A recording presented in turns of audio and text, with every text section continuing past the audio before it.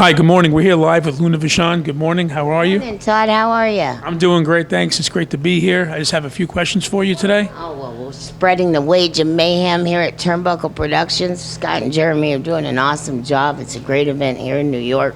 It's awesome to be here. What do you got to ask me today? Well, it's great to have you here, and I'm going to start right off the bat by asking you, what are your thoughts on the WWE criticizing for hiring girls with no interest in wrestling as being part of the Diva Search? Well, it's unfortunate what they're doing with women today, that they're not... When I grew up, I wanted to be a lady wrestler, and because of what it does to a woman's body, my family didn't want me to be in the business. It's for a woman to take that kind of abuse and to learn how to take their bumps correctly and to be trained correctly in the ring. You've got to sacrifice a lot of things towards your womanhood. A woman's body is made up of more fat. We're made to bear children. We're not made to take we're not the hunters and gatherers. The men are.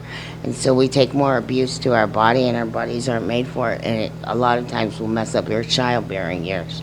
So this fact that WWE is hiring a bunch of beautiful women to come into the sport, I know that it might be a certain attraction to it, and I'm probably very guilty because I'm the first woman that took a non-wrestling person into the ring by the name of Sable many years ago at a WrestleMania and had a match with a woman that couldn't even take a bump.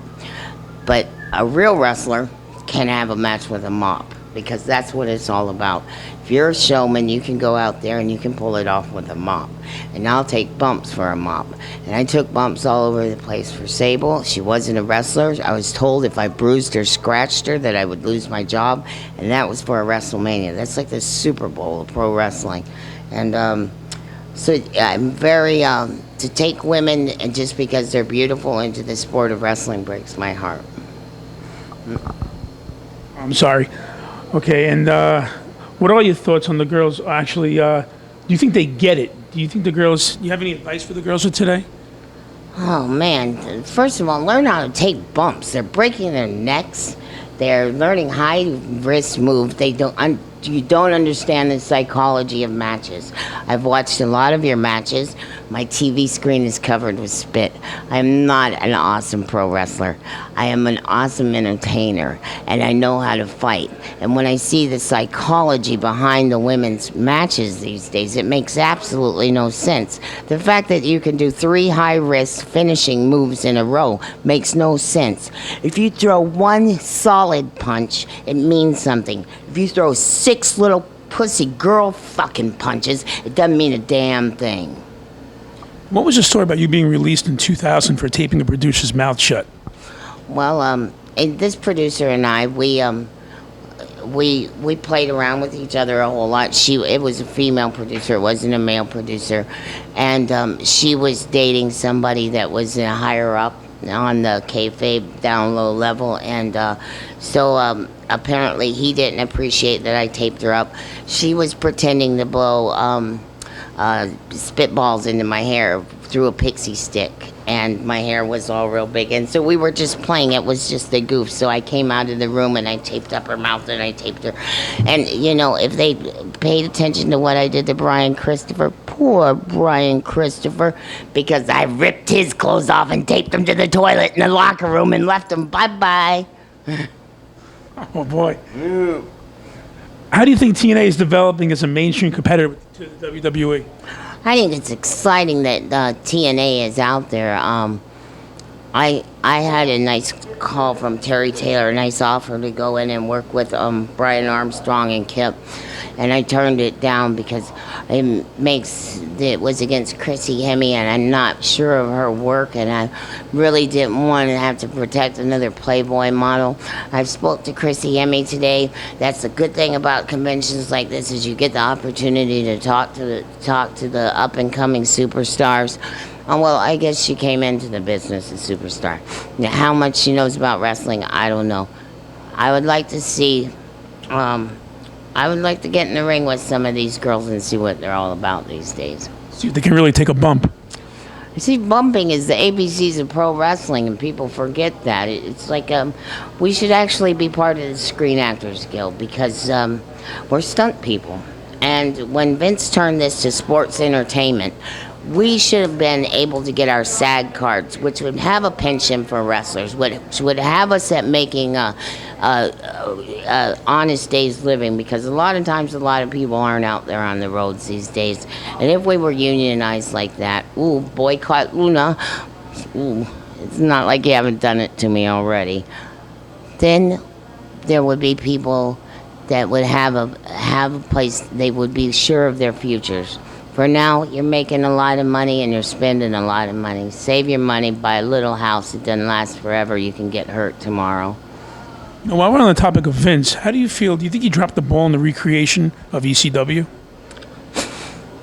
I don't think there is no recreating ECW. I think that's the problem, is ECW was ECW. And to get the feeling that you used to get when you used to go into the arena, it was an overwhelming, the sensations that ran through my body as a professional in this business was unlike going into any other arena anywhere in the world. I've wrestled in Budokan, Corkin Hall.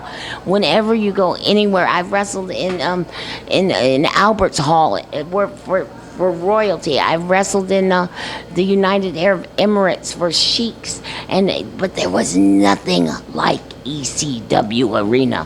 When you went to the arena, you were gonna see Extreme Championship Wrestling. Speaking of Extreme Championship Wrestling, since they recreated it, have you been offered a spot there, or would you take a spot if offered? I wasn't an offer to spot there. I don't think that Vince feels that he can keep me under control. It's unfortunate for him because I've always loved Vince, and I'm very devoted to the people I work for. I'm a hardworking girl, and maybe I've known Vince since he was 18, and I think that he allowed his flunkies he believed my gimmick too much. That about covers it. Vince didn't take the time to know me as a person and see how hard of a worker I was. He believed that character was what he put on TV. He believed that was me. Speaking about gimmicks, what are your thoughts of the lack of today and the lack of kayfabe in wrestling? It's too late. It's the lack of kayfabe. It's gone. Those days are gone. It's gone. It's too late. Yeah, it's a different world now. In Japan, the heels and the baby faces ride on the same bus, but they have full respect for them as workers. Now it's common knowledge that we all are friends with each other, and and then it's common knowledge that Luna hasn't been friends with people and has been thrown out of Vince's locker room again many times.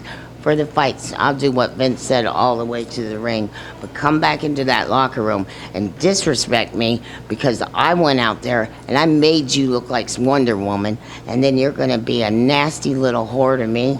It didn't go over well. And so Vince has thrown me out of the locker room a couple of times for that. But anyway, I'm off on another track. Where are we going? I'd ask you, Luna, what are your thoughts of the Diva Search today in WWE? Do you think that by having that type of a search, it kind of takes away from the girls who work their way up the correct way in the business? I helped pave the road for women's wrestling. My Aunt Vivian was the wrestling queen.